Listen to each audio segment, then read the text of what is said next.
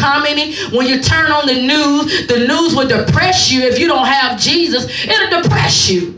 And God say, because even when people looking at their health are failing them. It's at a place where they're going to church, and it's like you're going to church just for your next fix. Or you may feel good for the moment, but later on that afternoon, you don't forgot about what you don't learn. You don't forgot about who God is. It's just like everything is just such a temporary fix. And God saying that's what that spirit of Pharaoh is. It's the spirit to oppress you, to make you be so worried about what you're dealing with. Because see, when I looked at the word oppression, it means to weigh heavily on your mind, to keep you down by the cruel or unjust use of authority.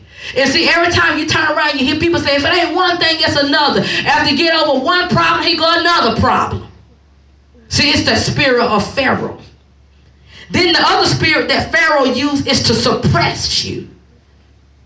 He want to put you down by force. He want to make everything seem so heavy on you.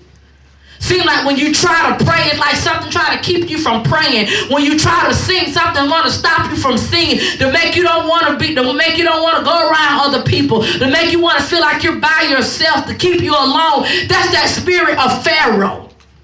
Because see, the Bible began to tell me that even Pharaoh said, we got to oppress them because they're more numerous than we are.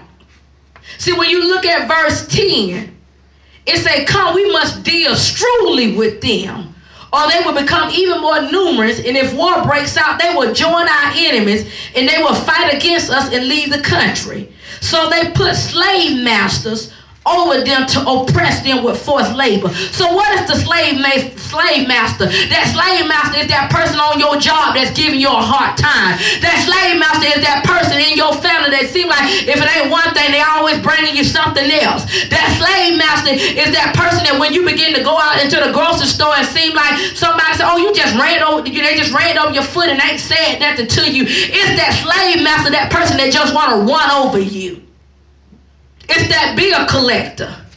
It's that when you went to the doctor and the doctor told you it ain't nothing else we could do. That's that slave master where they even want to put such heavy burdens to oppress you, to weigh you down when you feel like I can't get up.